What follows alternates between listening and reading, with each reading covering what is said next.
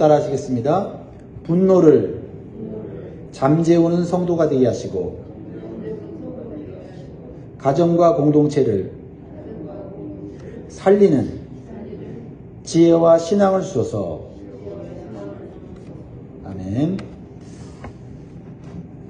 우리가 대화를 할 때 같은 말을 하더라도 사람의 마음을 상하게 하고 화를 돋우는 사람들이 있습니다. 보통 상대방의 입장을 생각하지 않고 생각나는 대로 자기 입장에서만 말하는 사람들의 마음을 상하게 하고 화를 돋우는 경우가 종종 있습니다. 반대로 화가 난 사람을 잘 다독여서 화를 잠재우게 하는 지혜로운 사람들도 있습니다. 분노는 이성을 잃게 하고 잘못된 판단을 하게 됩니다. 그래서 실수하게 만들고 심지어는 큰 죄를 짓게 만들어요. 착한 사람도 때때로 분노하게 될 때 그동안에 쌓아놓은 좋은 이미지를 망가뜨리는 경우가 좀 있어요. 그래서 분노가 일어날 때 내 감정에만 집중하면 안 되고 그 분노로 인하여 생길 결과를 생각하는 것이 지혜롭습니다. 오늘 본문에서 다윗은 매우 크게 분노해요. 다윗은 웬만한 일로는 분노하지 않는 사람이에요. 그런데 오늘 본문에서 다윗이 분노하는 이유는 다윗을 심하게 조롱하고 모욕하는 사람이 있었기 때문이에요. 그 사람의 이름이 나발입니다. 나발. 이기적인 부자였어요. 다윗은 나발에게 큰 은혜를 베풀어 줬습니다. 다윗의 군사들이요, 들판에 있는 나발의 양들과 목자들을 안전하게 지켜주었어요. 보호해 줬어요.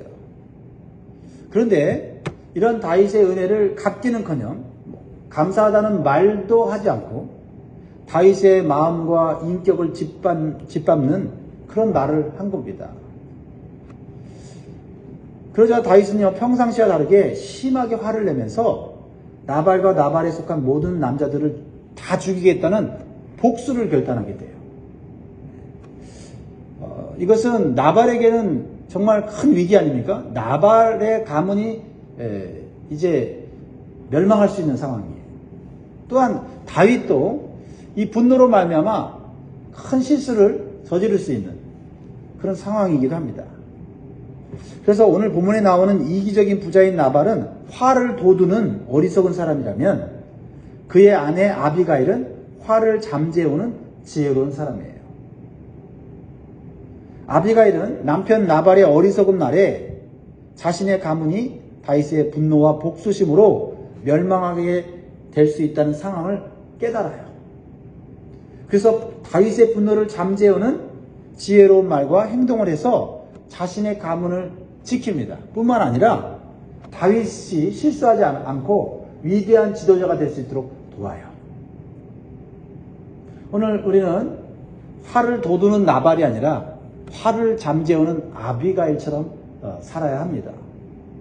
그래야 우리 가정이 살고 우리 공동체가 살고 또 하나님의 사람을 하나님의 위대한 사람으로 만들어갈 수 있어요. 자, 그러면 분노를 잠재우는 아비가일의 지혜는 어떤 모습으로 나타나는가? 몇 가지 교훈을 살펴보고 우리에게 적용하면 좋겠어요. 첫 번째는 아비가일은 분노한 사람의 입장에서 생각하는 지혜가 있습니다. 아비가일은 종에게 다윗이 심히 분노할 수밖에 없는 그 상황을 보고받아요. 그러자 아비가일은요, 급히 신속하게 그 분노의 상황을 해결하기 위해서 움직여요. 행동합니다.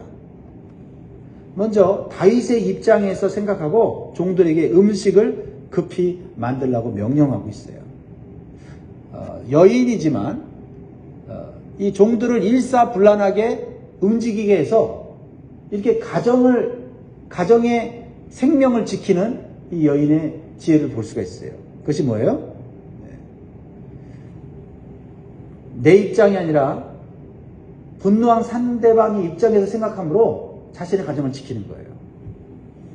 정성껏 만든 음식을 다윗에게 먼저 보내요. 그리고 자신은 뒤를 따라갑니다. 그리고 복수하려고 올라오는 다윗을 길거리에서 만나요.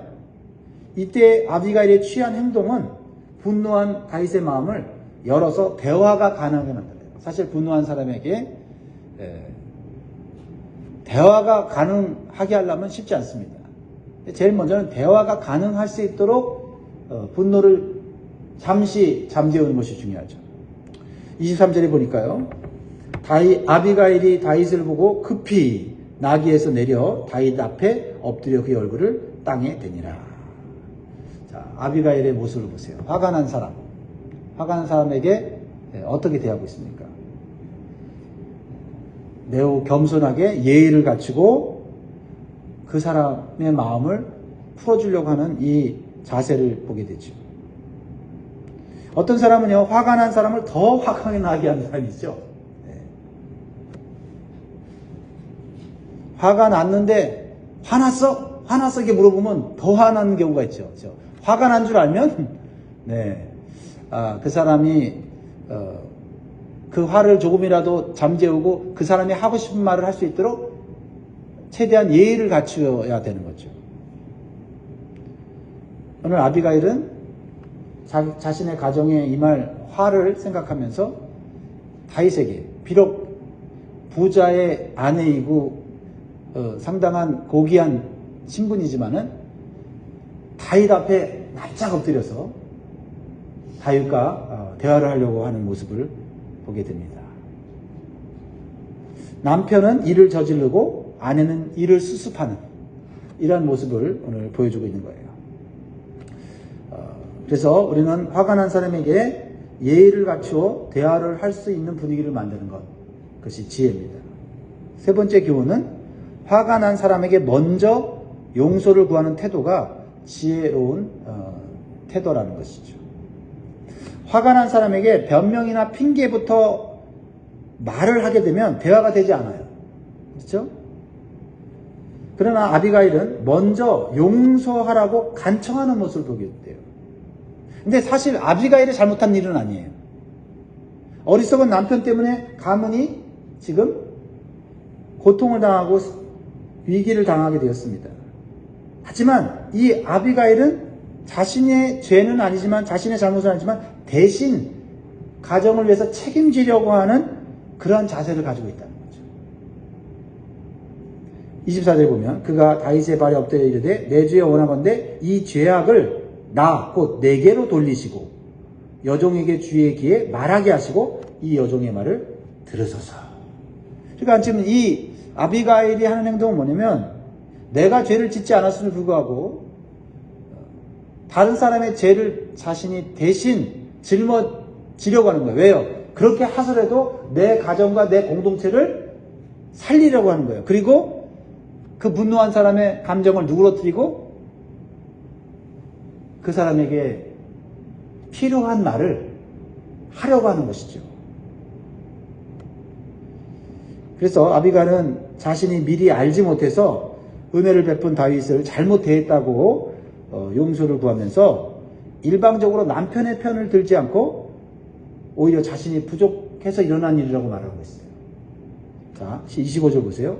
원하옵나니 내 주는 이 불량한 사람 나발을 개의치 마옵소서. 그의 이름이 그에게 적당하니 그의 이름이 나발이라. 그는 미련한 자니이다. 여종은 내 주께서 보내신 소년들을 보지 못하였나이다. 그렇죠? 자기 남편의 부족함, 자기 남편의 이런 실수를 자신의 부족함이요 자신의 실수라고 이렇게 말을 하고 있어요. 그랬을 때 화가 난 이 다윗이 볼 때는 이 여인을 보면서 마음이 좀 풀어질 수 있는 상황이죠. 그리고 대화가 가능한 거 아닙니까? 이런 아비가일의 모습 속에서 우리는 예수 그리스도의 십자가의 정신을 봐요. 그렇죠? 예수님이 죄를 지어서 십자가를 진 건 아니잖아요. 그런데 가만히 놔두면 가정이 망하고, 그렇죠? 자녀가 망하고 자손이 망하고 온 인류가 죄악 가운데 멸망할 것 같으니까 예수님이 대신 어쨌든 예수님이 이 사람들의 죄를 대신해 주는 거예요. 이 사람들이 자기 죄를 인정하지도 않고 자기 죄를 모르는 상황임에도 불구하고 어쨌든 예수님은 그들을 사랑해서 먼저 그들의 죄값을 치우려고 하는 모습을 통해서 우리가 구원받은 거죠. 이렇게 다른 사람의 죄와 허물을 대신해서 공동체를, 가정을 살리려는 아름다운 헌신이 이 아비가일의 모습이었다라는 것입니다. 네 번째로 이제 좀 더 중요한 교훈인데요. 화를 지혜롭게 잠재우는 사람은 그 분노한 사람의 시각을 분노의 대상에서 하나님께로 돌리게 하는 신앙의 사람이에요. 그렇죠? 우리가 분노의 대상을 생각하면 계속해서 화가 나지 않습니까? 근데 그 분노의 대상만 생각하면 우리는 감정에 휘말리게 되고 충동적으로 행동할 수밖에 없어요. 그런데 그 시선이 하나님께로 옮겨지기만 해도 하나님과 분노한 대상을 정확하게 분별할 수 있고, 또 하나님이 주시는 말씀과 지혜로 분노한 대상을 어떻게 대할 건가 하는 그런 하나님의 은혜를 받게 되는 것이에요. 오늘 본문에서 놀랍게 하는 것은 이 아비가일은 분노한 사람의 분노를 잠재우는 지혜가 있을 뿐만 아니라 하나님 중심의 신앙을 가진 여인인 것을 보게 돼요. 단순히 자기 가족들의 생명을 구하는 데만 급급하지 않아요. 다윗이 하나님 앞에 죄를 짓고 실수하지 않도록 돕는 데까지 나가는 거예요. 그렇죠? 지금 다윗이 분노해서 자기 가족들을 다 죽이려고 와요. 그래서 음식을 급히 준비해서 다윗에게 나아갑니다. 지금 우리 가족을 살리려는 데만 급급했다면 사실 다윗의 마음을 돌리지 못했을 수도 있어요. 근데 다윗을 향하여 이 다윗이 실수하지 않도록, 다윗이 신앙의 사람인데 또 지도자인데 실수하지 않도록 이렇게 다윗의 마음을 달래주고 다윗으로 하여금 그 시선을 하나님께로 향하도록 하고 있다 이 말이에요. 해보세요. 그래서 26절 이렇게 얘기해요. 내 주여 여호와께서 살아계심을 두고 맹세하노니. 이 여인이 신앙이 있는 사람이에요.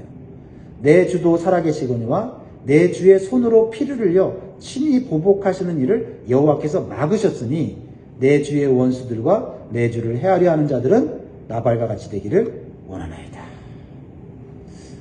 참 이 여인은 불신앙적이고 어리석은 남편과는 전혀 다른 신앙의 사람인 것을 보게 돼요. 하나님이 어떤 분이신지를 정확하게 알고 있어요. 하나님은 의로운 심판자이시기 때문에 다윗의 원수들에게 보복해 주신다는 거예요. 그래서 다윗은 직접 원수 갚는 일을 해서는 안 된다는 것을 말하고 있어요. 하나님의 관점에서 말하고 있어요. 로마서 12장 19절에 하나님이 뭐라고 말씀하셨습니까? 원수에 대해서 이렇게 말씀하셨죠. 내 사랑하는 자들아 너희가 친히 원수를 갚지 말고 하나님의 진노하심에 맡기라. 기록되었으되 원수 갚는 것이 내게 있으니 내가 갚으리라고 주께서 말씀하십니다. 이 말씀은 신명기 32장 35절에 나오는 말씀이에요. 이미 그 이스라엘 백성들에게 주어진 모세 오경 속에 있는 하나님의 말씀이에요. 이 아비가일은요 평상시에 기도하고 말씀을 묵상하는 여인이었던 것을 보게 돼요. 그래서 위급할 때에 인간의 지혜로만 행하는 게 아니라 하나님의 말씀을 떠올리고 그 말씀을 따라 행하여서 가족들의 생명을 살리고 분노한 다윗까지도 실수하지 않도록 돕는 지혜로운 신앙적인 영적인 모습을 보여주고 있다는 거죠. 그래서 분노한 다윗이 사람을 죽이고 보복하는 것은 하나님이 하실 일이지 다윗이 할 일은 아니라고 하는 것을 분별케 해줘요. 이것은 아비가일의 신앙이 하나님의 주권과 말씀을 인정하는 신앙이었다는 것을 보여줍니다. 그래서 다윗의 신앙을 일깨우고 그의 시선을 분노의 대상에서 하나님을 바라보도록 하고 있는 겁니다. 우리도 아비가일처럼 분노한 사람을 지혜와 신앙으로 도와야 되겠습니다. 분노한 사람의 시선을 분노의 대상으로부터 점점 하나님을 바라보고 하나님께 맡기도록 도와줘야 될 줄 믿습니다. 다섯 번째로 주시는 교훈은 화를 지혜롭게 잠재우는 지혜는 분노로 인해 생길 미래의 결과를 보게 하는 거예요. 분노로 인해서 생길 미래의 결과를 미리 보게 하는 대화를 합니다. 다윗은 아비가일의 지혜와 신앙적인 말로 점점 분노가 사그러들어요. 그러자 아비가일은 매우 중요한 말을 해요. 다윗을 위한 말을 합니다. 이제는 다윗이 이스라엘 나라의 지도자가 될 것을 확신시켜줘요. 하나님의 위대한 사명을 감당할 사람이라고 축복합니다. 그러면서 싸움의 대상이 사람이 아니라 더 악한 대적인 것을 가르쳐줘요. 참 이 여인이 어떻게 이 미련한 남편과 함께 살았는지 모르지만 이 지혜로운 여인이 있었기 때문에 미련한 남편이 지금까지 살은 것 같아요. 28절에 보면 주의 여종의 허물을 용서하여 주옵소서. 여호와께서 반드시 내 주를 위하여 든든한 집을 세우시리니 이는 내 주께서 여호와의 싸움을 싸우시며 내 주의 일생에 내 주에게서 악한 일을 찾을 수 없음이니이다. 다윗에게 하나님께서 반드시 이스라엘 나라의 왕이 되게 할 거다. 지도자가 될 거다. 왕은 여호와의 싸움, 즉 거룩한 싸움을 할 사람이지 이렇게 분노하여서 사람과 싸우고 실수할 사람은 아니다 라고 얘기하고 있다는 거죠. 그래서 아비가일은요, 지금 분노로 나발과 그 남자들을 다 죽이면 다윗이 이스라엘 나라의 왕이 될 때 동족을 학살한 것이 왕이 되는 것에 걸림돌이 될 거라고 미래의 결과를 말해주고 있다는 거죠. 복수의 결과가 결코 다윗의 미래에 도움이 되지 않을 것이라고 말하고 있어요. 굉장히 이 여인은 통찰력이 있는 여인이에요.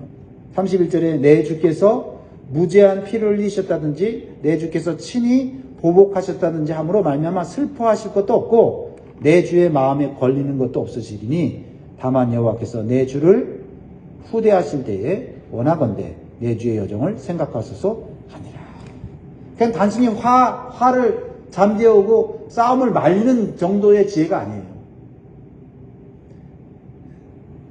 다윗의 미래를 바라보면서 축복하고 이 분노의 결과가 어떠한 안 좋은 상황을 만들지까지 얘기하고 있죠. 그리고 아비가일은 자신의 미래까지도 바라보면서 다윗이 왕이 될 때 자신을 돌보아달라고 말하고 있는 이런 예견적인 그런 지혜도 갖고 있어요.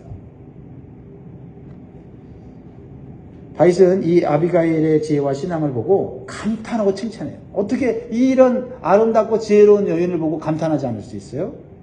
지혜롭고 현숙한 여인이었죠. 그래서 아비가일 말대로 복수하지 않기로 결정을 해요.